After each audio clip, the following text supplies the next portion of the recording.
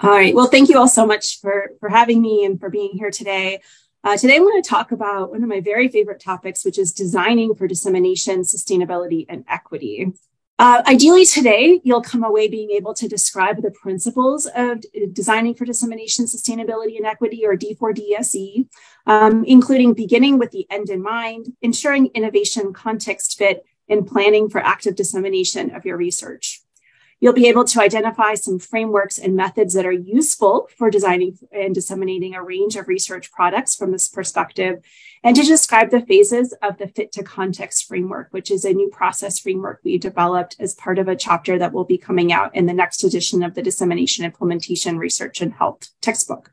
So it's long been said, and in fact, one of the very reasons why the field of dissemination implementation science was established was to enhance uptake and use of evidence-based interventions. And we know that some of the barriers in particular to broad uptake to dissemination, as well as sustainability of our interventions, are really three main things. Number one are poor fit between our innovations and the intended context for use, that what we've developed just isn't going to work in the setting and audience of intended use.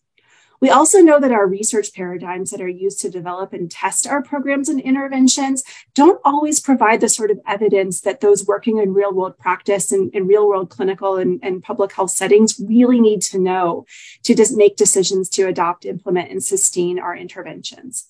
And finally, we lack cultures and systems that incentivize and support active dissemination and translation of evidence into practice. So often we as investigators are incentivized to publish in academic journals, as opposed to really preparing the results of our research to be shared with those who actually can make use of them. So what do we do about that? And so the concept of designing for dissemination and sustainability was established really as a way of addressing some of these key barriers to dissemination and sustainability. And so designing for dissemination and sustainability refers to principles and methods for enhancing the fit between a health program, policy, or practice in the context in which it's intended to be adopted, and includes early and active dissemination and sustainability planning. So thinking very early on, who is going to take up and use our intervention, and how will it get paid for? How do they receive information? How do they make decisions about what new ways of delivering care, providing public health support will they be offering? Specifically, designing for dissemination refers to the process of ensuring that the products of research are developed to match the contextual characteristics of the target audience and setting for intended use, and designing for sustainability, early planning and design processes to increase likelihood of sustainment of an evidence-based program or practice after initial implementation. We also talk about the concept of designing for equity. And so as we're first initiating a new program or intervention, we really want to be sensitizing our dissemination implementation science work to the social factors and the health equity oriented contextual factors that may guide the extent to which our interventions will be taken up in low resource settings or among those who are experiencing disparities or who may have particular cultural perspectives that need to be attended to in designing our interventions. And so this is the EQDI framework that was developed with some colleagues with the National CTSA Consortium, of which Dr. Shelton is a part. And so what you see here is that when you implement a study or when you're designing a D&I study, that you also want to be thinking about integration with social determinants of health equity frameworks and thinking about evidence-based practices that can increase health equity in the design and implementation of our work. When I talk about designing for dissemination, sustainability, and equity, what exactly are we designing? And so I like to clarify that the products of our research are not just interventions, that we can be disseminating, that we can be sustaining use of a wide variety of different outputs from research. Number one is evidence, of course. This is the generalizable knowledge that results from the conduct of research and evaluation. It absolutely includes programs, treatments, interventions, and services. It can also include things like technology and infrastructure, new devices, new software or hardware, web-based or other tools or equipment, whether they're for actually delivering care or for the conduct of research or evaluation or educational purposes. It might also include dissemination implementation strategies. These are the methods, approaches, guides, materials that can help with dissemination, implementation, and sustainment of our practices. It might include policies and guidelines, both local and national public health and healthcare guidelines, standards, and policies that emerge from our evidence base, or methods, research and evaluation techniques, instruments, tools, models, measures, or equipment. So any way we think about the products of our research, all of these should be designed for use and implementation in real-world settings. So as I mentioned earlier, there are three main principles as you approach a new project that you want to bear in mind. The first is this idea of beginning with the end in mind. Who is going to take up and use your interventions or the product of your research? How will you make sure that the product, your innovation that comes out of your research is really going to fit that context? What does that mean? And are you thinking about from the very beginning and planning for active dissemination and sustainment? So we can talk through these a bit more. So with respect to beginning with the end in mind, so this is Prometheus and Epimetheus. They're two mythological gods where Prometheus actually means to begin with the end in mind. It means forethought. And so thinking at the very beginning of a project, how might this be used? Who is my audience? Who are the adopters, the potential users, the influencers, the potential saboteurs of who might actually use my innovation? And we contrast this with an Epimethean perspective. Epimetheus was Prometheus's brother, who was known for afterthought. At the end of his research, he thought, okay, now who might I need to tell about my project? Who might I need to tell about my innovation? And so we really laud Prometheus in mythology because he was able to generate a lot of science, that he was able to really change the course of human history by thinking upfront about what was needed to really change practice. So who exactly is our target audience and the desired impact of our work? So I mentioned this idea of adopters, influencers, potential saboteurs, who might stand in the way, who is going to actually make the decision. And these might come into play at multiple levels, multiple socio-ecological levels. There might be adopters, influencers, and potential saboteurs at a policy level, national, state, or local laws that can really inhibit uptake and use of your interventions. It may be at the organizational level. So who are the organizational leaders and social institutions within our society that may be directing or informing those within the intended setting about what they're going to take up and use, what they'll actually pay for, what they'll support, what they'll staff. At the community level, you're also thinking about who's influencing perceptions within a community. At the interpersonal level, you're thinking about families, friends, and social networks. And ultimately, in the individual level, who are those users? Who are those adopters that you need to convince? With respect to ensuring innovation context fit, we often encourage you to think about and assess upfront contextual factors. And here on the right, you can see PRISM, which is the pragmatic, robust implementation, and actually it should be practical. I think they changed their name at one point, implementation and sustainability model, where they've articulated a number of potential factors that could influence multi-level adoption and sustainability of innovations. And so when you apply a model like PRISM, it directs you in the course of your often mixed methods research to assess elements of external environment. What are the policies that are relevant to uptake and use of your innovation? What are the resources that are available? What are the existing guidelines? What are the incentives? Within an internal context, what are the characteristics of the organization? What are the perspectives of patients and organizations and those potential beneficiaries of your innovation? What is the existing implementation in sustainability infrastructure? What are those current workflows and processes that you need to understand and figure out how your innovation will actually fit into those processes? One of the common contextual factors is this concept of system capacity and organizational readiness. Is this the right time? Have you tapped into a setting or an organization that actually can take up and use your innovation? Do you understand their ability to change, their readiness for change? Do they have efficacy for change? Do they have the the resources available, is this the right situation for testing? And so one of the very early things you can do in designing fit to context is really understanding those organizations and who's ready to take up and use your innovation.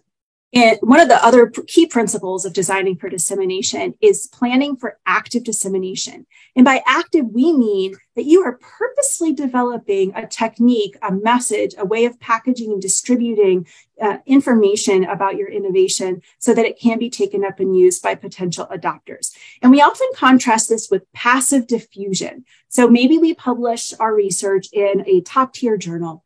And we say, wonderful, I've done my dissemination. I'm just going to set it out there and wait for someone to come along, search for it. And they say, this is wonderful. I think I can use this in my practice. Well, let's not wait for that. Let's not just sit there and wait for someone to find our paper. Let's actually go directly to them in a purposeful way with a key message about what the value proposition is to them. And so as you're working on your research, and in fact, more often, we are encouraging investigators to have a dissemination plan when they're even writing their grant. So really think about, it's not just about the conference presentations or the papers you're going to write, but how are you going to go directly to those who you want to use your innovations and give them the message and materials they need to do this. As you're planning for active dissemination, there is this 6-step dissemination framework that was established about 15, 20 years ago now at this point. And I really like this. I find it really helpful to help me think through the various components of a dissemination plan. The first is writing your message. Describe the innovation, the rationale for its use, and the corresponding evidence base. You want to identify your target audience and the sequence, timing, and format for dissemination. How and when and where does your target audience best receive information? You want to select your communication channels. Who's the source? Who's the messenger? Who do they trust? It might not be you. And so what partnerships might you need to really deliver the message to your target audience in a way that they'll best receive it? You also need to think about key policymakers and partnerships, especially for that source and trusted messenger component. You'll need to identify barriers and facilitators for dissemination, and finally, research and evaluate your dissemination process. These are the steps in the order that they've specified. I often think they're a little bit out of order. I would probably figure out my target audience and key policymakers and partnerships very early on. Next, once we've figured out that we know that we have some intended adopters, influencers, and potential saboteurs that we want to design for, how do we actually approach this? And so we did a narrative review of the literature around what we call design processes. And we identified 6 key domains of potential methods, frameworks, or approaches that you can use to develop and test your research product in a way that will actually meet the needs or fit the context of your intended audience, create product messages, packaging and distribution plans, and prepare sustainability plans. And these 6 sets of design processes include, number 1, participatory co-design and stakeholder involvement, application of D&I theories and frameworks, marketing and business approaches, context and situation analysis. Of course, if you want to fit context, you need to understand context first. You might use systems engineering and complexity science approaches, and tap into communication and the arts. I like to use the 7 Ps framework for stakeholder engagement, which includes 7 different types of people who might have an interest in your innovation. And they all start with P, so there's easy to remember. So patients in the public, providers, policymakers, purchasers, payers, product makers, and principal investigators. And I have an asterisk here next to the term stakeholder. And increasingly, especially within the last year, I've been hearing more and more concerns that the term stakeholder is based in colonialism. And so we're moving away from this term. And there's been lots of debates. I've been part of this conversation many times in the last year around what's another word that means this very same thing. And at least in the English language, there doesn't seem to be a single term that really refers to this concept. And so I try to be very specific about who exactly I'm engaging. And I like this framework because I can say, well, I'm engaging providers, I'm engaging patients or community members, I'm engaging potential influencers or adopters. And so until we potentially come up with a new single term that means the same thing, talking about partners or talking about the particular sets of people or groups of people you might want to engage is my recommendation.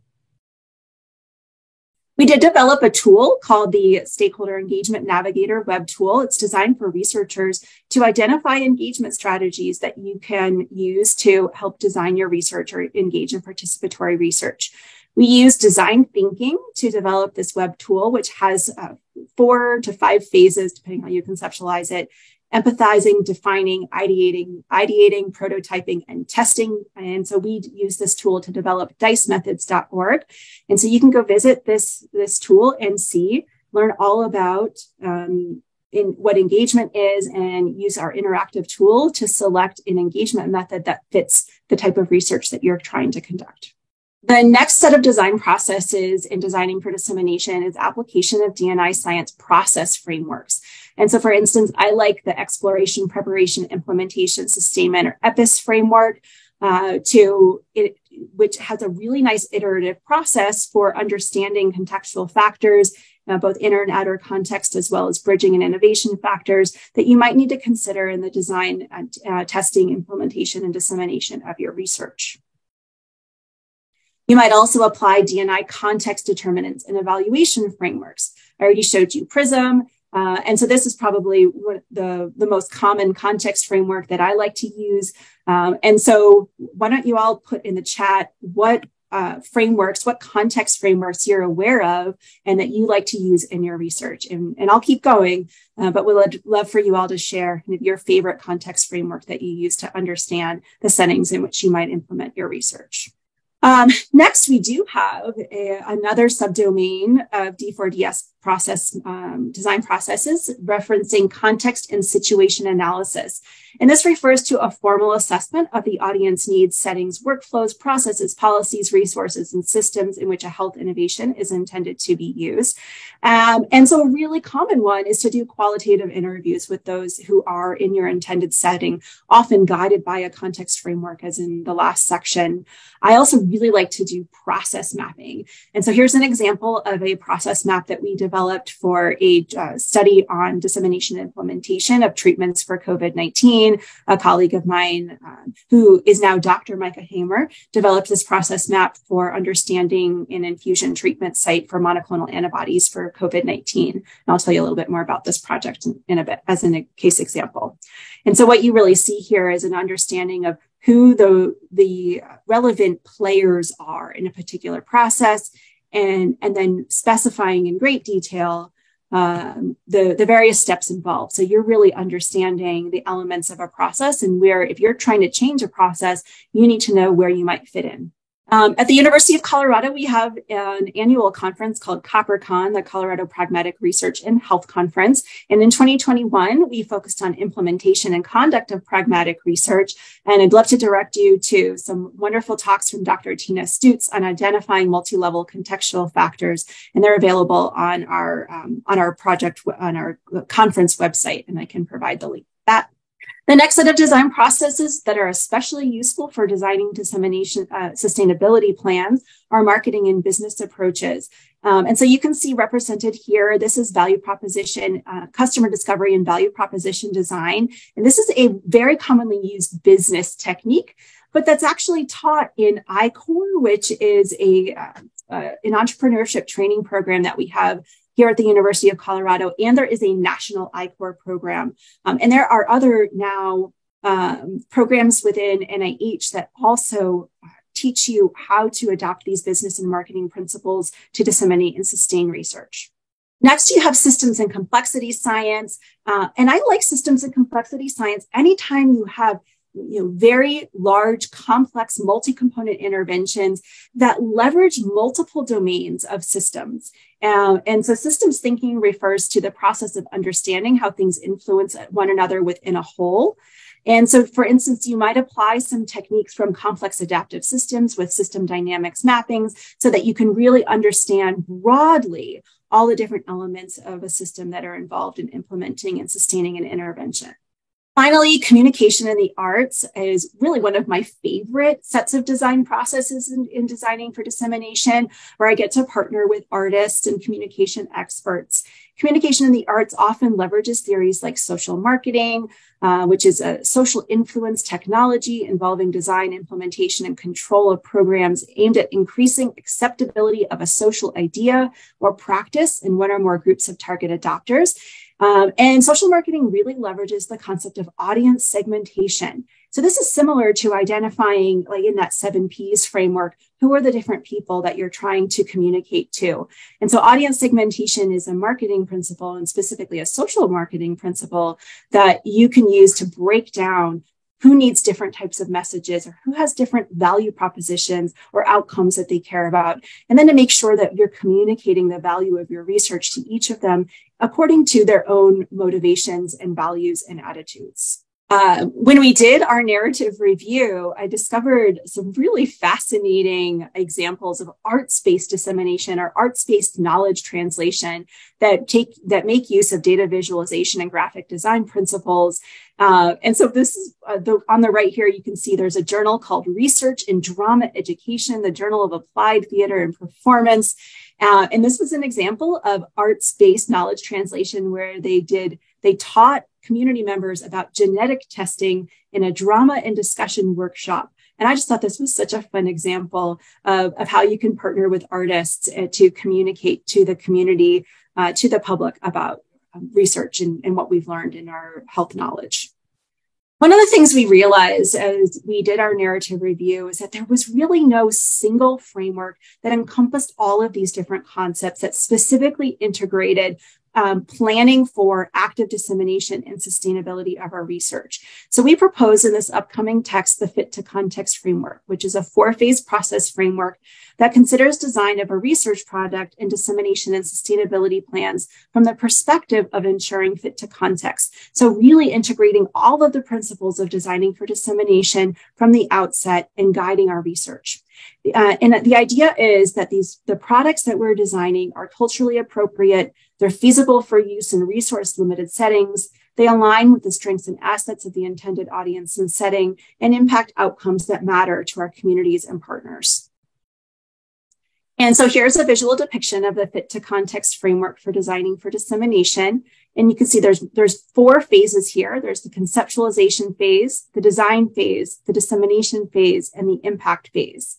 Each phase has a set of objectives for how you might go about designing and testing your innovation. And it also specifies a number of fit to context outcomes. So how do you know that your innovation is actually going to work, that it's ready to move to the next phase? And so here you can see in the conceptualization phase that what you're seeking to identify through your developing partnerships and a context assessment is that there is a need and demand for innovation, that there's a capacity for change, a readiness for change in the intended audience and setting for intended use, and that you understand potential equity-focused contextual factors. Moving into the design phase, this is where you're actually designing your research product. You're taking what you've learned through your partnership development and your context assessment, and you're developing a research product as well as a dissemination and sustainability plan. And as a result, what you're evaluating at this phase is that your product is perceived as, for instance, feasible, equitable, useful, acceptable. There might be a number of other types of outcomes that you could assess at this phase. And finally, that your sustainability and dissemination plans align with context, that they align with how things are actually implemented and sustained and paid for, supported or staffed within that setting.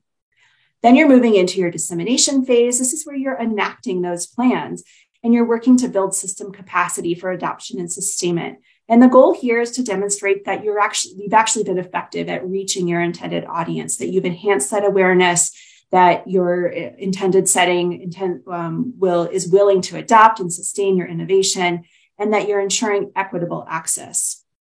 Finally, moving into the impact phase, this is where you're assessing and demonstrating impact at scale and monitoring and adapting to dynamic context, ultimately demonstrating broad and equitable adoption, consistent implementation, and sustained impact on health and equity. And ideally, what you see here is that this is an evaluative and iterative process. You might need to go back to earlier phases of this framework as things change, as your context is changing, as there's identified need for adaptations. And so the idea here is that you're not necessarily stuck in one phase. You can always go back and iterate. And in the interest of time, I'm not going to go through each of these additional details within these phases, but they are in the slides that Dr. Shelton will share, can make available to you afterwards. And it will be in our chapter that's coming out in the spring or maybe summer. So then I will show you this case example of designing for dissemination and scale up of equitable access to treatment for COVID-19. And this project was funded as a supplement to our CTSA, the Colorado Clinical and Translational Sciences Institute, and we called it MAB Colorado, and MAB stands for monoclonal antibody. So the MAB Colorado specific aims was to conduct a type 2 hybrid implementation effectiveness study with 3 aims. One was to assess barriers and facilitators to use of monoclonal antibodies statewide based on diffusion of innovations theory, which is another D&I theory that I really like to use to understand context, as well as to assess communication channels that are ideal for my target audience and setting. Aim 2 was to develop, implement, and evaluate innovative strategies statewide to optimize equitable access to monoclonal antibodies. And then our third aim is a real-world effectiveness and safety aim. And this has really been a very large aim that takes advantage of a lot of our informatics resources and services with our CTSA. But I'm not going to talk about aim 3 today. I'm going to mostly talk about aims 1 and 2. And so just a little bit of background here. So in summer of 2021, we finally had results of a clinical trial showing that these monoclonal antibody treatments were very effective at preventing hospitalization and death from COVID-19 in outpatients and people who were not sick enough to need to be hospitalized.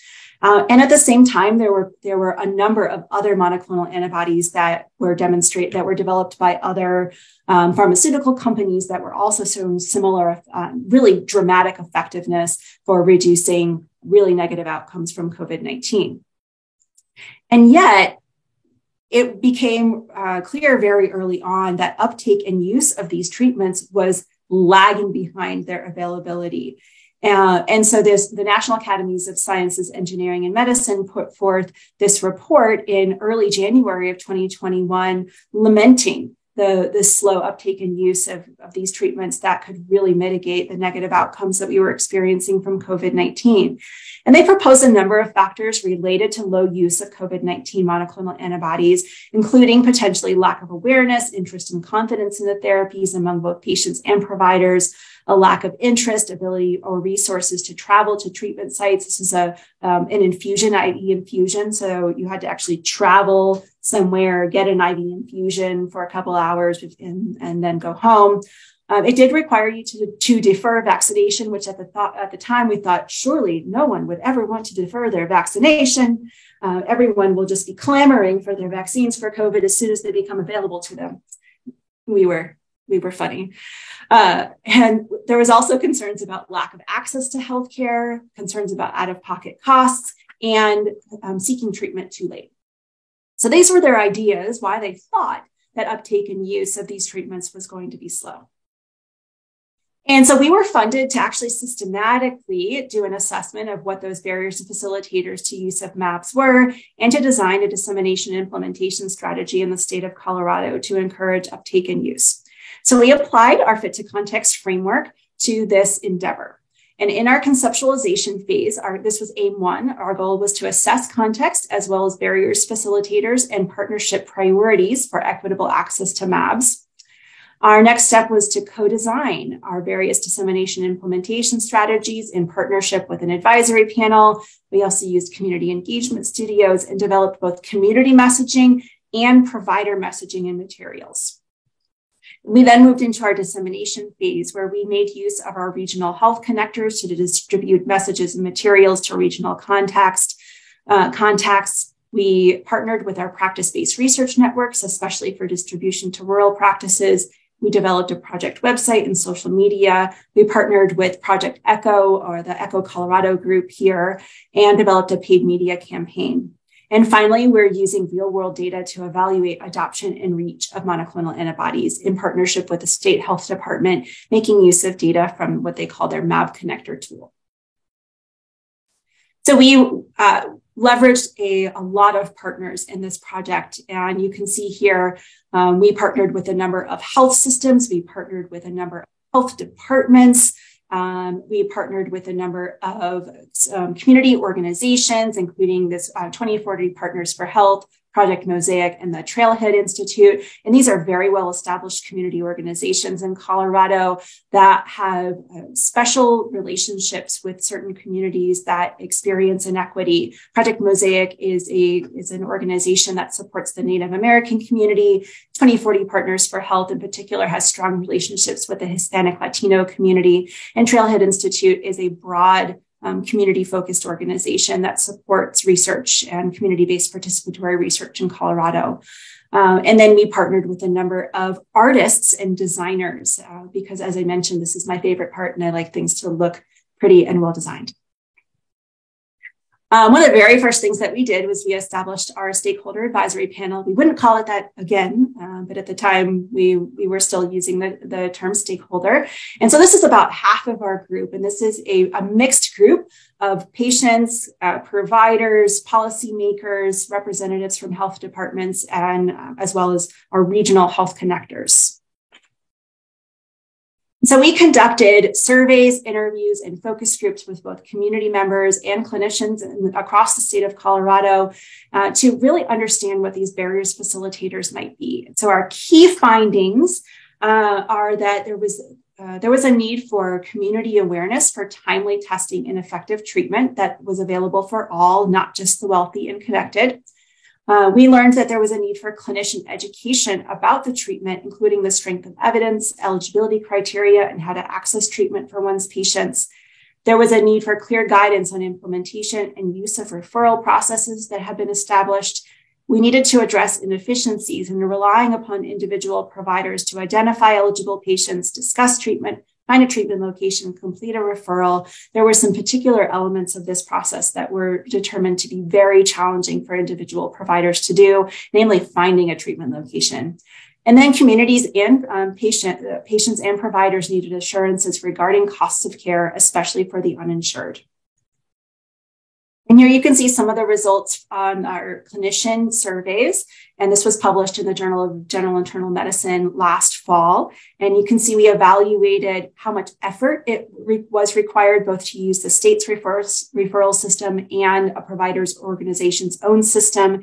And we evaluated acceptability, appropriateness, and feasibility of each step in the process within their clinical setting. And you can see here that the locating a treatment site was the lowest acceptability, appropriateness, and feasibility. And so we identified that there was a strong need to help support identifying available treatment locations.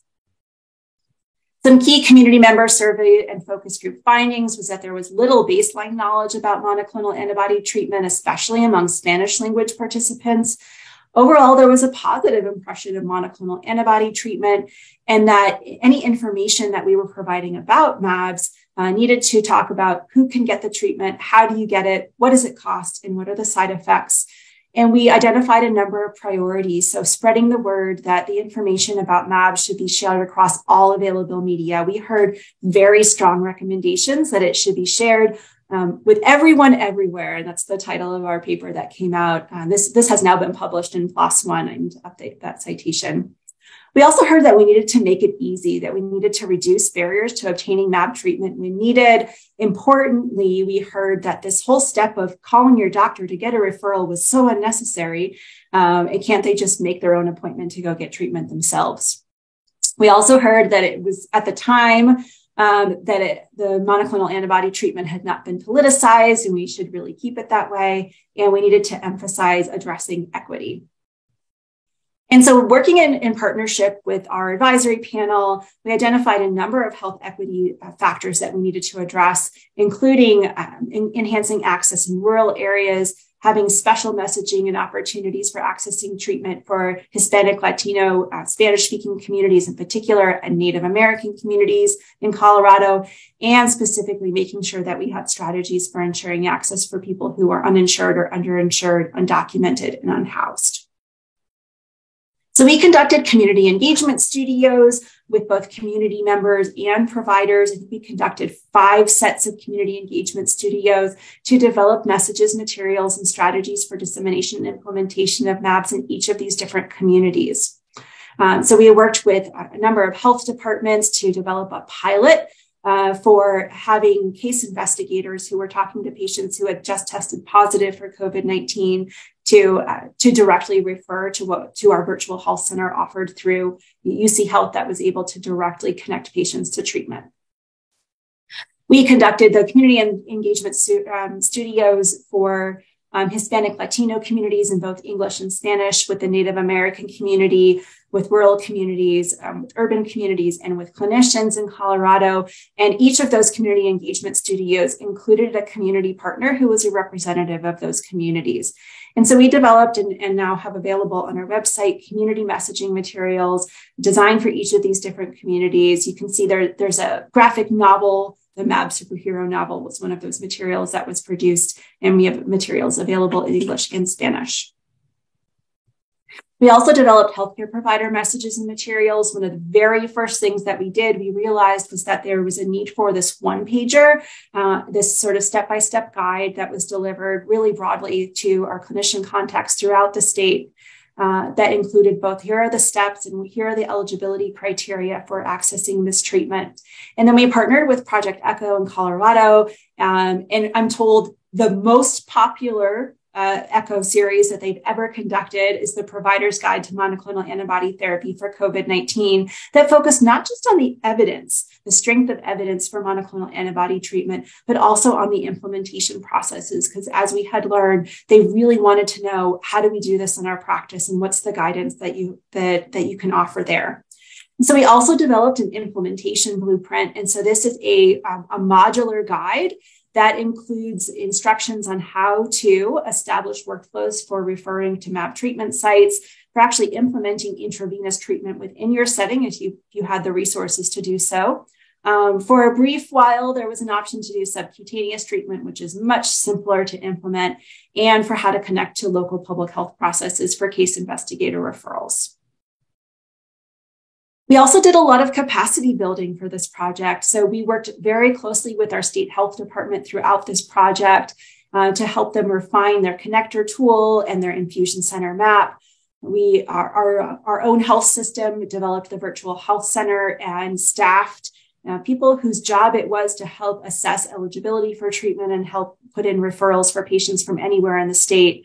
Our Tri-County Health Department established a case investigator referral mechanism. We worked with our safety net health system, Denver Health, that's in the Denver metro area, to implement an urgent care walk-in model for monoclonal antibodies, and successfully advocated for the state to establish mobile buses that would go to key areas of the state where there was an abundance of COVID but very little treatment available. And we also explored a call center. This was a very popular concept, but it was just not really feasible for a number of reasons. One being, it just seemed to encourage more of a middle step in a process that was unnecessary. We had a paid media campaign through our website at mabcolorado.org. We contracted with a paid media company called Ground Floor Media, who really ran a lot of this for us. They developed Facebook and Instagram ads. Well, we developed the ads, they ran them. Web banner ads, Google search ads, direct mail postcards to a number of areas of the state, including some rural areas, and radio partnerships, which was a key distribution channel that we heard, especially for the Hispanic Latino community in Colorado, that this was the main way that they received information.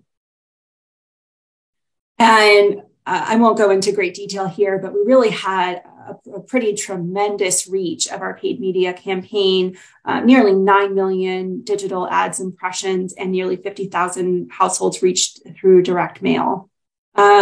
What we heard in our interviews with providers is that the best way to reach them with information was through presentations.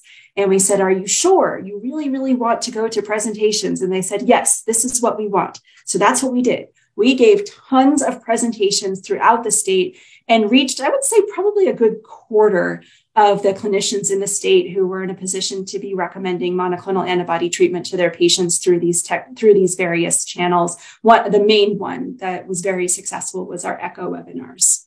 And this is an example of a postcard that came from our state health department. And the messages that you see here were the recommendations from our advisory panel that came out of our community engagement studios, really emphasizing this concept of early testing. Monoclonal antibodies, and now especially Paxlovid, which has taken over as the main treatment available for COVID, I'm sure many of you know, is that you need to get tested because the sooner you identify that you have symptoms, and that's when these treatments are really effective. And Paxlovid is really only effective within the first 3 days of having symptoms. So all of these messages really emphasize the need to get tested. And in our impact phase, as I mentioned, we used the state's connector tool data to identify where and when and by whom referrals for monoclonal antibodies were being issued. And you can see we mapped here both the total number of referrals and or plotted the total number of referrals and the number of unique referring providers.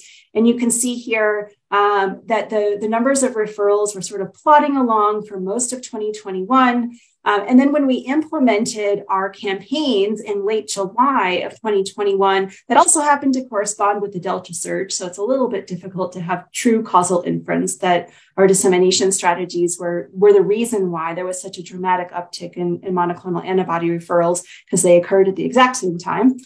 But you can see it. This is pretty promising that it looks like there was a pretty dramatic increase in referrals and unique referring providers at the time that we launched our campaigns.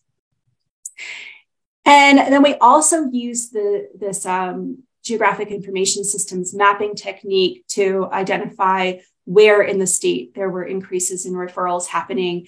And what we're in the process of doing is modeling whether our activities and where our dissemination strategies were focused, whether that is where we were seeing changes in referral patterns.